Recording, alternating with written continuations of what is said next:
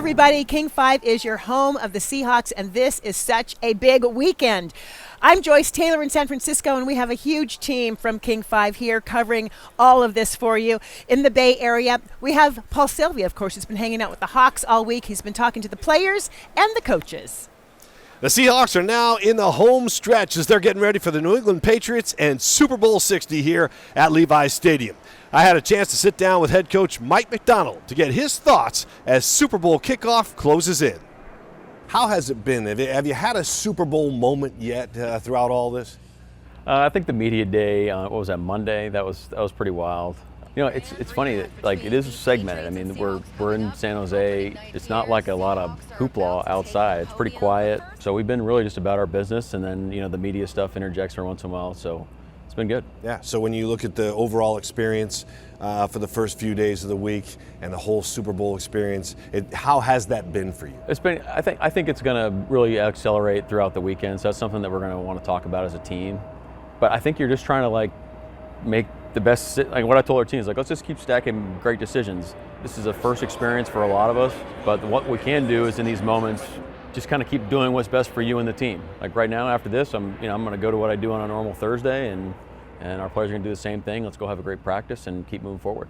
Okay, we're not going to ask you if you're going to run the ball at the goal line like you were asked multiple times on opening night, and there was a variety of questions this week, I'm sure, for you. But as a defensive-minded coach, did you find yourself going to the podium playing defense throughout the week?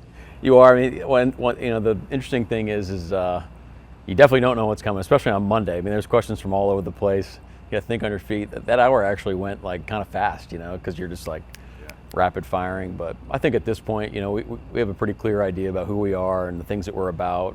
You tend to repeat some things, which is okay, but. And you realize that a lot of these reporters, they don't know us. They haven't been around us all year. And I think it's cool to have that opportunity to share who we are and what we're about, and let them learn about us more. All right, let's talk a little bit of football now. You mentioned you had a full pad practice on Wednesday. What's the importance of that at this time? Well, we only had pads on for individual, and then really 6 plays on offense and defense, and that was really. It was 3 run plays and 3 first drive plays, and then we took the pads off. It was really just to stay sharp, and we've done that throughout the entire year. And so we haven't had pads on in a couple weeks and felt like it was the right thing to do, and I think it was. I think the guys did a great job, and some people were asking for more, but we decided to take them off. I think that's pretty cool, though. Here we are in February. These guys have been playing since August, and they wanted a little bit more of the pads. AJ Barner legitimately wanted to be in pads longer, and I had to tell him no. I mean, obviously, Coach Benton and Clint wanted him on longer, but the guys did a great job. The guys know how to practice and everything, and that's going to pay dividends for us. You wanted your team to be loose and focused this week. It's kind of one of the mantras. Have you seen that from your players? I have. Yeah, I've been really proud with our team. I mean. And it's consistent with how we've done it the whole season. It's a long season. We don't really know what week it is, but first of all, it's miserable just to live all uptight all the time, and then the season just lasts forever. You got to be able to enjoy these moments. There's a cadence and an ebb and flow to each day, and I think it makes the weeks go quicker when you have that pattern and that routine, and it makes it a lot more fun. I know that for sure. Lastly, Sam Darnold took the podium and mentioned a quote from Jerry Rice saying, "It's not always going to be perfect." Is there a quote or a saying that you kind of live by? I don't have a laundry list of quotes that like a quick bank. The one that probably resonates with me the most is Teddy Roosevelt's quote of "Speak softly and carry a big stick, you'll go far." People can probably connect the dots on that one with me, but you don't need to be the most outspoken braggadocious guy of all time. But what you do, how you handle yourself, that does matter. Production matters. That's the stuff that kind of speaks volumes, and let that do the talking for you. Hopefully our team takes on that as well. Yeah, that's good stuff. Well, Coach, we appreciate you joining us on this very busy week, and best of luck on Sunday. Yeah, thanks, Paul. Appreciate it all year, man. Good stuff. It has been packed down here at the Convention Center in San Francisco all week because the fan experience is happening. Drew Andre went to check it out for us. Welcome inside the Super Bowl experience. Let's go take a trip around. Let's start here in the Play 60 section. This is a fun one. Of course, I've got my football in my hand. Right now, you want to try to make it in that target. Here we go. Boom, perfect. That was the first take too. Not too bad. All right, and then over on this side too, which all these areas are going to be full of kids. Adults are welcome too. You have some of your drills that you can do over here. All right, I'm not that agile as you see right out there. We're moving, and then tackle. Pretty fun. This is definitely gonna be a popular spot. Want to feel like you're at the NFL Combine? Well, we have a couple of those activities. The vertical jump is right here. All right, we're all set. Let's give it a shot. There we go, got the very top. Might be cheating a little bit. I am about 6'4". I think that's designed a little more for kids, maybe? Not totally sure. Okay, and over here, bench press. This is another one of those combine activities. This is the weight that they use during the combine too. 45s on each side. We'll give it a shot here. All right, not too bad. One hand maybe? One hand? All right, I think you're getting the point now. It's a bit of a prop weight. We want to make sure all this is kid friendly. I think this activity is going to have a lot of long lines because I think it's probably my favorite. And how often do you get to do this? Kick an extra point. I believe that is regulation up there, not 100% sure. Right now I have placed the football down and we're gonna give our extra point a shot here. I've managed to make a few, so let's see if we can get it this time. And it is good. And at the Super Bowl experience, all 32 teams are represented right here. We have a helmet from every single team, and then plenty of photo opportunities here.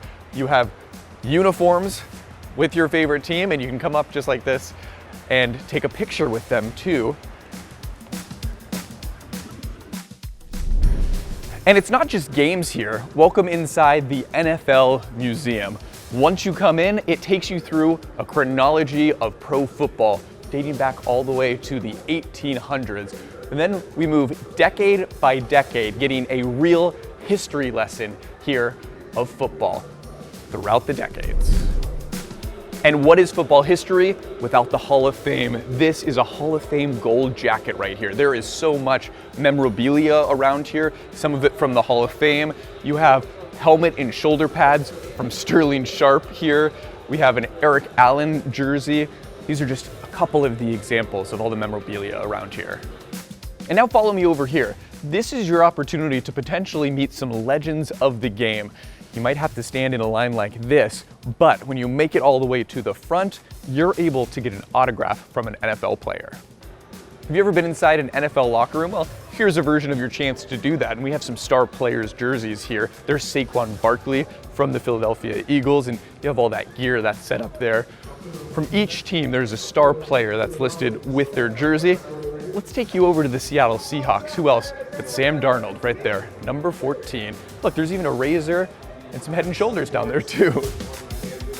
And when you walk through this tunnel right here, it leads you to a section where you have the opportunity to see a Super Bowl ring from every single Super Bowl.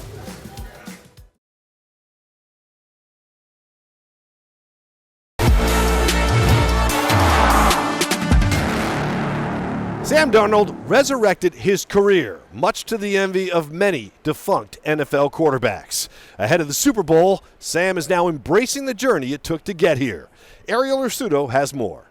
I've always believed in myself, and I've always had confidence in myself to do my job. And I learned a ton from the mistakes that I made early on in my career, and I feel like that kind of mindset has kind of gotten me to this point. Darnold said it was a mindset shift years ago that helped him avoid beating himself up over mistakes and become a better leader. It's not always going to be perfect. That's why everybody loves this game, and people call it like some of the best reality TV there is. Nothing's always perfect, and it's about how can you move on from mistakes. Well, I think that just means that he's a real guy. He's got real emotions. He's got a real competitive spirit. There's things that piss him off. Especially if things don't really go his way. And frankly, that's probably when he plays some of his best football. By week 11 of the season, Darnold had thrown 10 interceptions, 4 of which came against the Rams. Turning the page for the final 7 weeks in postseason, he limited that number to 4. He credits the other 2 phases of the team. I always felt like I never really had to force anything. That's a big key for me as a quarterback, and a kind of a security blanket almost. Like I can feel really confident in just moving on to the next play and letting our special teams and our defense go to work, understanding that, we just got to protect the football at all costs. He's the same guy after he has a perfect passer rating, and he's not strutting around like he just, solved all the world's problems compared to a game where maybe, we didn't execute as well as we did. So that's what you appreciate about him. No matter what happens in the Super Bowl, one member of the Seahawks is going to make history. Drew Mickelson met the member of the radio crew who was already a Trailblazer. Now, Bump, the setting is different. We are live from Radio Row in San Francisco, but the show's the same. First impressions of Radio Row. This is an interesting place. The Super Bowl hype train is at full speed. And you're getting offensive coordinators who understand. And Radio Row is like Grand Central Station, where sports talk is clearly a man's world. I can see a few little, jitter spots, but nothing crazy. But not for the Seahawks. I mix their mics, I EQ them, I add dynamics, I put some compression and limiting on them. Brennan Rogers is the broadcast engineer for the Bump and Stacy show on Seattle Sports 710. Old school players from the Himalayas, you know what I'm saying? But this Sunday, she'll be in the booth for the Super Bowl, engineering the play-by-play. Cut straight upfield, has a gap, across the 40, midfield 50. She's been behind the scenes all year. That's her behind Steve Rabel during Rashid Shaheed's playoff game TD return. You can see my feet in the background, shuffling around. And I was like, oh, there's my feet, moving around in excitement. It won't only be her first Super Bowl. Brenna's been told she will be the first woman to ever engineer a radio broadcast for the big game. It's a once-in-a-lifetime opportunity. So I have to stop every once in a while and kind of, look around and take it in and remind myself that this is really cool and that not many people get to do this. Looking around this week has reminded her she's a trailblazer. Likes to think she's the first, but not the last. It's a really hard field to get into for women, and add on top of that the STEM aspect, and it's even harder. And so it's I got my foot in the door, now I'm going to hold the door open for everyone behind me.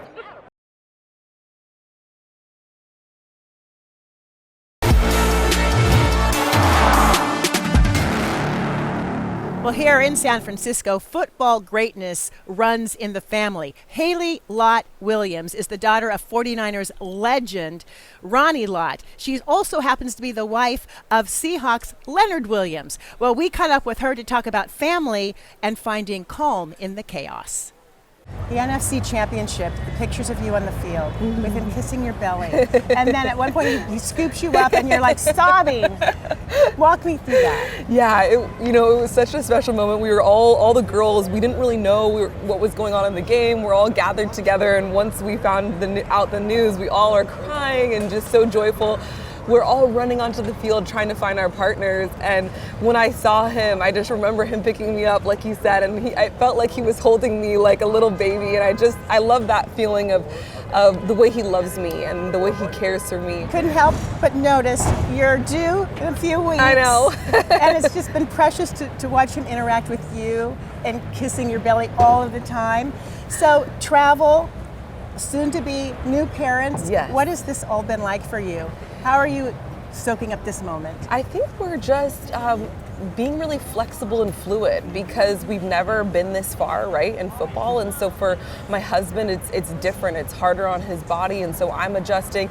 Being pregnant is harder on my body, and so he's adjusting. So it's really just about us talking, communicating, learning from each other, and being the best support we can in each moment. What is it like to be here for the Super Bowl in your hometown? It is so special, just being able to be with family. Last night my mom picked me up from the airport. She took me right to see my husband. So it just feels familiar, comfortable, and I feel so blessed to be here.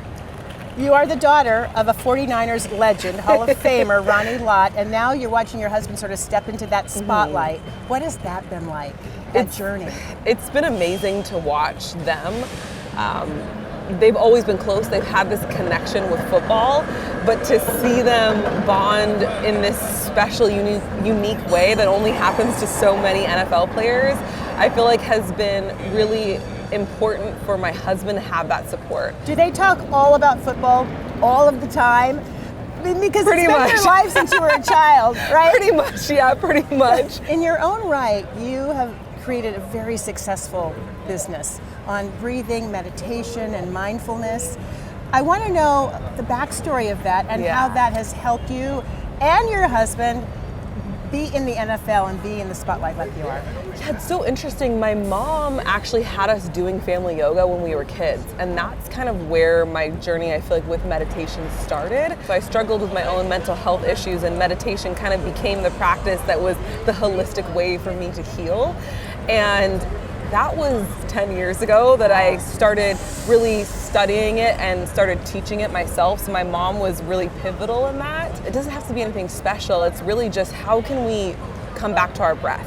How can we come back to this moment? How can we feel our feet where we are? It's really being present, right? Yeah. And not looking too far into the future or the past, being just really in the moment truly. Yeah, and allowing ourselves to enjoy it. And that's kind of what the playoff journey, I feel like, has been for us. Of like, wow, we've always dreamt about being here, but let's not let it slip away from us. How can we really soak in every single second of it? And then you share that, what you learn, and your just knowledge on meditation and breathing with so many other people, and the Seahawks honored you for the work that you do, amazing community work you do. What was that like? That was such another special moment for me, because I remember I said in my speech, this world, I think the world at large is very male-centered. You've probably experienced that in your career. Oh, yeah. Yeah, and for the Seahawks to take a moment to acknowledge me and the way that I showed up is everything.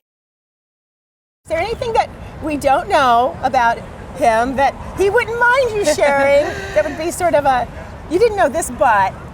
Well, Leo is a man of many things, such as this. He is kind of known for his plant, that's his, he's a plant daddy, if you will.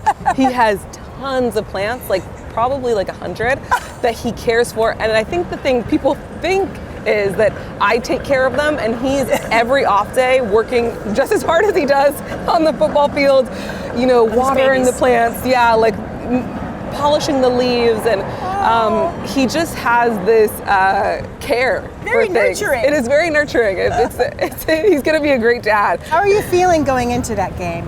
I feel so excited and so grateful and just so curious to see what he's going to do. He's an amazing player. The team is filled with amazing men that just have this connection that I've never seen before.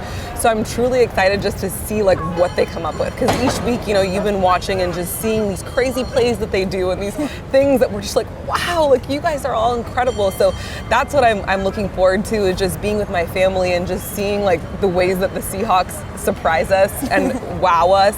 And just I'm excited for that.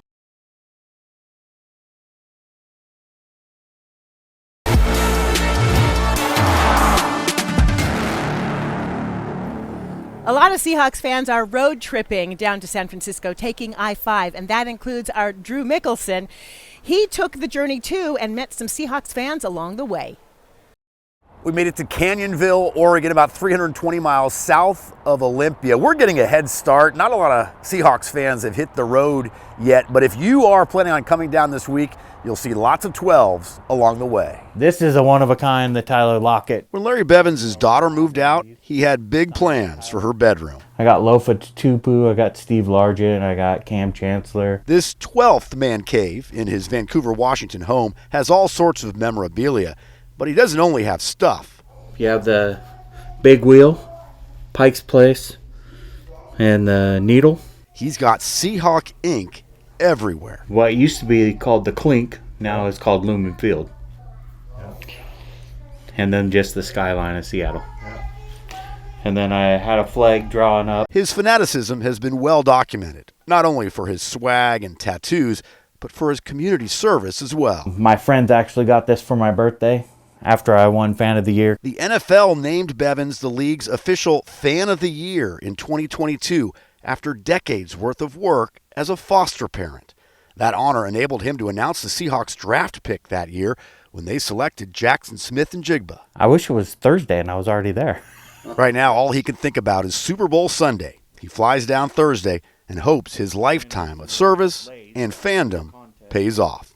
It'll be all Seahawks related all week after that until I get home. And then then it's parade time. You don't have to be a super fan like Larry to recognize this. This was the logo from Super Bowl 48, where 12 years ago today, the Seahawks won. Tom Tedford and I were lucky enough to cover that one. We're going back for this Super Bowl. Still have some of that swag. I thought we might need this knit cap for the Southern Oregon weather here this winter, but it was 64 degrees down here today. Tomorrow, we hope to be warm again under the California sun at the Golden Gate Bridge. From Canyonville, Oregon, Drew Mickelson, King 5 News. That's not some fake team's background behind us. That's the real thing, the Golden Gate Bridge. We made it almost 800 miles down from Olympia over the past 2 days. And as someone who grew up about 5 miles from here, it's a thrill to be here. And the 12s can't wait to get in their 12 mobiles and join us. That's just the old basic 305 stock motor. For Tom Triggs, his hawk rod is his baby. Purrs like a Kit Kat on a Monday night, ready for football. He found this 1979 Chevy El Camino in a Yakima junkyard in 2010. So I took it home to the garage, sanded her down, painted her up, and I says, that looks pretty good, but it ain't done yet.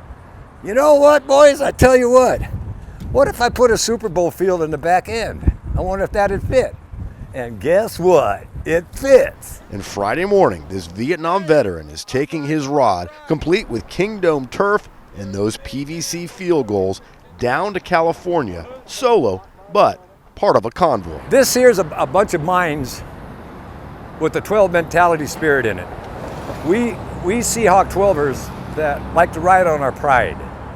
When you ride on your pride, it's a smooth wave all the time. I remember this Super Bowl. I'll never forget this Super Bowl. I was there. Justin Smith flew to New York for the victorious Seahawks Super Bowl. Yeah, we got all new tires. We went with the Goodyears. It should give us a nice little ride. This time, he and some buddies are driving this retired double-decker transit bus from London, England, down I-5 to Santa Clara. Pretty dirty. The Beast bus needs a tune-up, but they say it'll be ready. And this crew is prepared for a less than welcoming Northern California reception. Can you imagine a San Francisco 49er bus coming into Seattle? It's exactly the same way that I would feel. No, I've been to enemy territory. Tell the Vietcong couldn't kill me. How are they going to kill me? Tom is used to the hawk rod bringing out the worst in opponents. He can't wait. The convoy departs first thing Friday morning. Let's get the Hawkorama going. We got to get it started, baby. Start the party. If you're about to hit the road and you're still packing, make sure to take an extra layer. San Francisco is gorgeous this week, but it can get cool. The wind can pick up. Of course, there's always that chance of fog down here. One more tip, don't call it Frisco or even San Fran. It's San Francisco. The locals won't give you a hard time if you say that. From San Francisco, Drew Mickelson, King 5 News.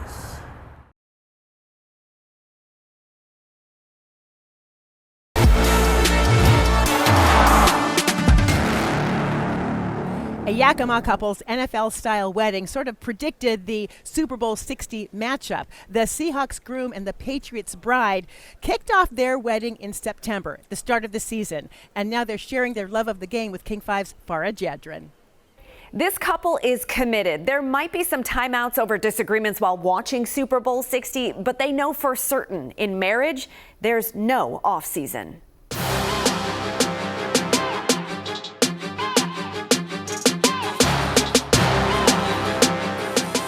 Entering the field from the tunnel is Yakima bride Stephanie Knupp. Her something blue was in her Patriots jersey. Her groom, Eric Knupp, suited up in his Seahawks best. Watching her come out with her dad, coming down the aisle, that was probably my favorite. Finally getting to see her, since I didn't get to see her since the day before. In the playbook, there are X's and O's, hugs and kisses. We are talking about getting married. All football teams have coordinators, or in this case, a wedding coordinator, Stephanie's mom, for the September 20th, 2025 ceremony. For us, it was a blast. It's not something you get to do every day. Guests wore their favorite team colors, and instead of blowing bubbles, they waved pom-poms and tiny foam fingers. Trade bouquets of flowers for footballs. Be sure not to fumble. And the cake, a special wedding topper, was the trick play. We are gathered here today to the most important game of Steffi and Eric's life. Today we celebrate their touchdown into a lifelong partnership. That's referee Reverend Christina Van Horn, called up to make sure no one was offside. It was like a big football game. Everybody was cheering them on. It was It was wonderful. It was so much love that I'm still smiling. Every time I talk about it or somebody asks me, I'm just like, it was their love. Tom Brady wore 12 on the field. So did Stephanie on her Super Bowl wedding day. But we know the meaning of 12 runs deep for Seahawks fans. Safe to say that Eric is now your favorite 12? On some days, yeah. Let's talk Super Bowl 60. Have you already decided how you'll handle celebrations? Because only one team can win. You guys are the home team, but only the Patriots or the Seahawks can win. One of us is going to be happy. Yeah. And me as a football fan, I love watching a good game. It's like, I love when Seattle beat Denver, but that Seattle-New England game in the Super Bowl, I think is one of the best Super Bowls that they ever played. It was so competitive. It was right down to the last minute. I go the Tackle Lights challenges with you. You accumulate for everything. I now pronounce you our Super Bowl champions, Eric and Stephanie. You may now huddle up front for your first kiss as a married couple. Touchdown! In this Super Bowl, holding is allowed and encouraged. The home team couple has not yet taken a proper honeymoon, and when you think about it, a trip to Santa Clara on February 8th sounds fitting, but that is pricey. Right now, the Canucks plan to watch the game together in Yakima. Reporting in the King 5 studios, I'm Farah Jadrin. A Bremerton couple has turned their house into a Seahawks shrine. They light up their house in blue every Blue Friday. St. Brian has their story.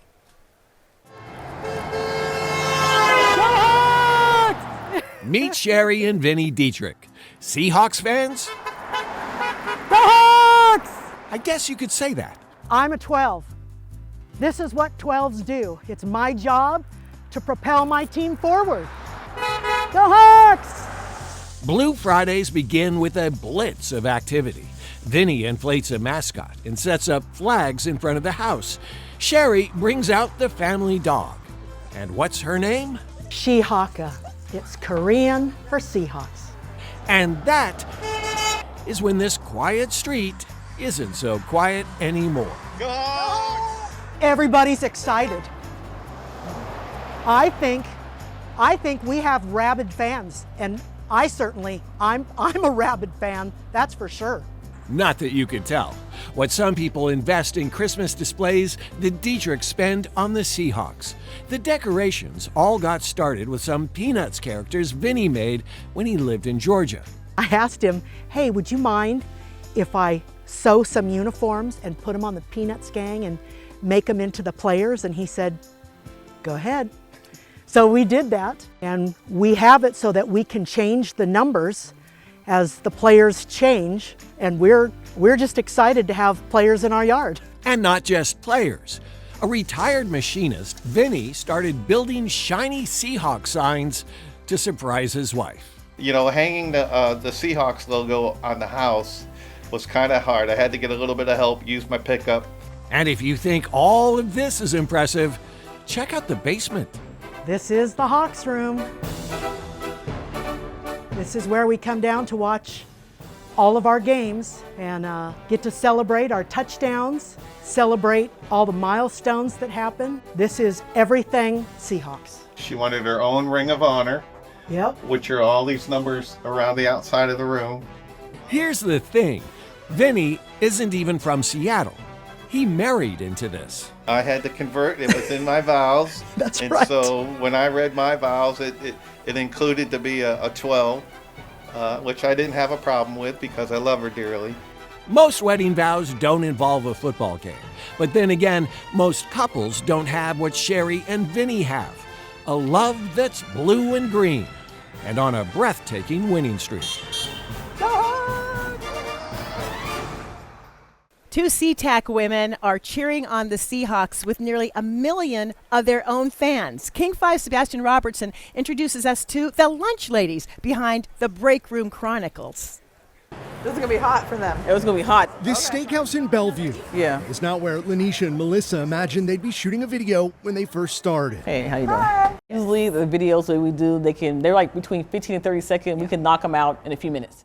Together, the two grocery store workers have built an audience of more than 700,000 followers on TikTok, winning them over one at a time with their lunch lady dance moves. Yeah, I started dancing in my living room a long time ago. I needed something to spice it up, so I brought it to work, and I collabed. Me and Melissa just hooked up, and we just made it happen. From songs about produce to recently dancing their heart outs for the Super Bowl-bound Seahawks, the Break Room Chronicles, as they're called, clearly resonate.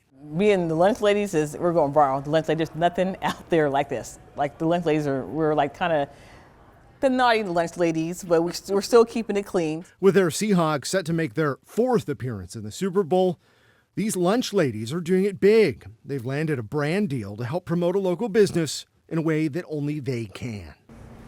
I think we killed it. We did a bunch of different scenes with it. The two met at work, a Safeway in SeaTac, and for years have used the break room as a background, rotating out backup dancers and capturing pure joy along the way. But the lunch ladies, now a viral sensation, are keeping a few tricks up their sleeves. We have one more song out there that we're ready to do with our team and our crew.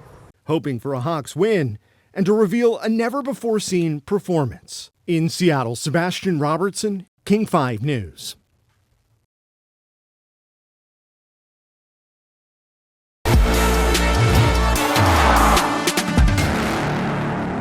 While there's been a whole lot of buzz about Bad Bunny and the halftime show, a lot of Northwesterners are also excited about Brandy Carlisle, who's going to be singing America the Beautiful. She spoke about that opportunity this week. One of the things I love about being in my 40s versus when I was given opportunities or big moments when I was younger is I would just disassociate from the pressure. But I think now I'm able to sort of you get that superpower, I think, at this point in life where you get to calm down, centralize yourself, be there, and actually experience these milestones in life that when your life flashes before your eyes, you'll see things like this, and you don't want to be gone. You want to be present, right? You want to be there. How have you approached America the Beautiful, and how are you going to get there? Well, I think first of all, I would encourage anybody to go and find the full version of America the Beautiful, the lyric written by this brilliant woman, Catherine Lee Bates. And it reads and the way I would love for people to interpret the song is more of a prayer than a boast. You know, this is a song about a country, a beautiful country that ebbs and flows in terms of hope. And it's a work in progress. And the song believes we can get there, and I believe we can get there. And so for that reason, I can put my whole self into that song and believe what I'm saying. And that's my job on Sunday. The Super Bowl is a really unifying thing. It's a big thing in this country. And all my friends and family are so excited for me getting to be an interpreter of this lyric and to be a part of this opportunity. So I take it like you guys too. This is heavy stuff. These are big days, and we're being given a high honor here, and what we do with it matters. We all know we're supposed to be ourselves. We're told to be ourselves, and that is the most important thing. But being yourself is cool, but community is even cooler. So it's like anybody can be themselves alone, but if you can be yourself around other people that are different than you and make your way into a community, I think that's the most powerful way to come up through any dream. Brandy, who's going to win the Super Bowl?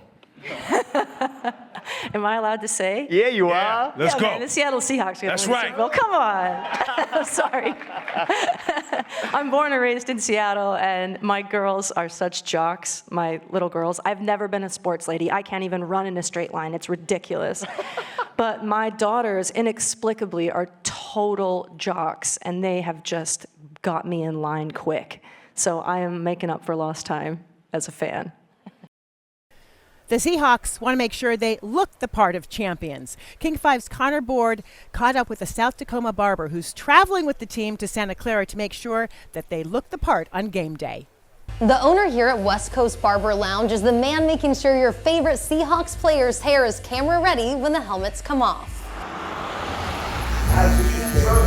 In South Tacoma, football is a common topic of conversation at this barbershop. I was a little kid being a Seahawks fan. And now Efren Garibay is more than just a fan. This is also my guy right here, Byron Murphy. Cool guy right here. What's up, big dog? He is the Seattle Seahawks team barber. It all started when linebacker Ernest Jones reached out to him for a cut. Oh, this is me and him right here. During week 1 of this season. I was kind of nervous, like cutting his hair, and I was like, okay, like you need to lock in, Efren, like lock in, you gotta, do your best. And so I did.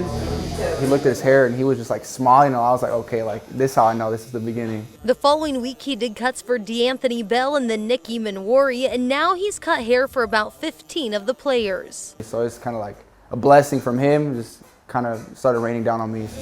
Natural. This is something he never could have imagined when he became a barber 5 years ago. I served time in jail before, and that's kind of where I found the passion of barbering, got out, and yeah, I just felt like, I don't know, it was my purpose. Wide receiver Derek Young made sure Efren was at the game for the big win against the Rams, and now he's getting ready to attend the biggest game in football. You got to get him right, because it's going to be a lot of media, so you want to make sure you're on your A game. Wide receiver Jackson Smith and Jigba is the one flying him out to California. He's a nominee for the Offensive Player of the Year, so that's why I'm going a little bit earlier, because I need to cut his hair before, he gets on the big stage.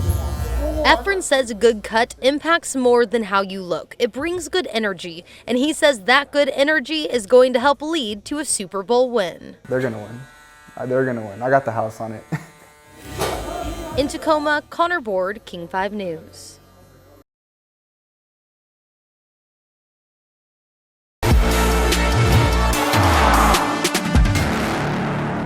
Imagine being a rookie and getting ready to play in the biggest game of your life. Ariel Ursuto caught up with some of the youngest Seahawks as they prepare for the Super Bowl. Yeah, that's a testament to our organization, being able to go out there and scout guys like those. Them buying into the, the game plan and everything Coach McDonald laid out, man. Those guys came here from the day they got drafted, and they put their head down and they worked, man. Yeah, I think directly for me, I'm dealing with young Nicky Manwari. Just incredible, talented goofball, and from the jump, I told him, listen, man, there's urgency to be successful here. We need you on the field. You make us better. It's not going to be easy. It's going to be tough. This defense can be complex at times, but if you get your job done and lock in and just are humble about it, we could be special, and we need you to be special. We got there's some urgency with some vets here, just trying to win now. The coolest thing of this all is they didn't owe me anything when I first showed up, and they've been so giving, and the knowledge that they've gave me and helped me understand about this game of football has been remarkable, and I'll never be able to replay those guys. Don't look any further than head coach Mike McDonald for more fresh energy. The second-year head coach is the second youngest in the league at only 38 years old. He lets his players be themselves. He's a bit of a younger coach himself, hasn't been in the head coaching role for too long, so he's kind of learning along the way as well, and goes to his players and gets their opinions on things that he wants to know as well. So I think his willingness to work with his players and adapt is something that stands out to me. As exciting as this week is for fans, it's just as exciting and maybe a little more nerve-wracking for the players' families. Jim Nelson talked to the parents of one Seahawk rookie who's making a big impact. San Francisco is a long way from South Dakota. And in the big city, on the biggest stage in football, one Midwest family can't help but soak it all in. I'm still trying to wrap my head around that he's playing in the NFL, period, let alone the Super Bowls. Tana and Mark Zabel got in from Pierre, South Dakota on Wednesday. They've raised a few football-playing sons, but it's Seahawks rookie Gray Zabel making an improbable and immediate impact on a Super Bowl contender. It's been nuts. Yeah.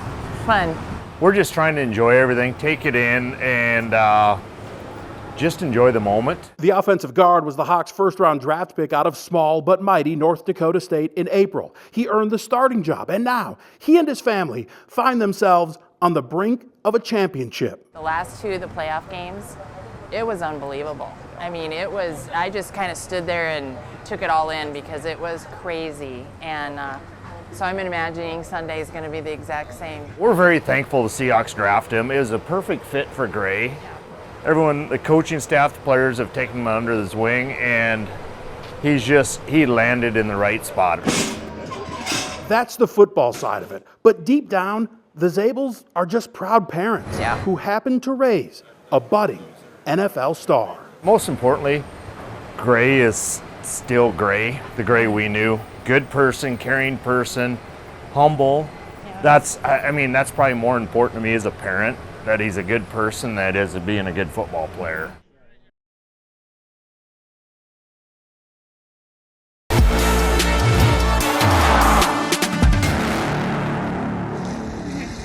Oh!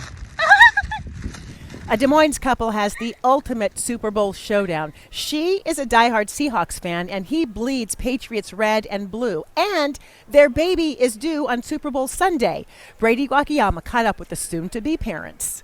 It means family. Really, football means family for us. This football family is getting closer to the end zone. Well, it just seemed that the stars aligned. Soon to be adding a member to their team. Due on Sunday, Super Bowl Sunday. Isabella Crane and her husband Brady are diehard football fans. She's a proud 12, while Brady... I wore it with pride. I always had Patriots gear on, and maybe a little bit obnoxious about it, but...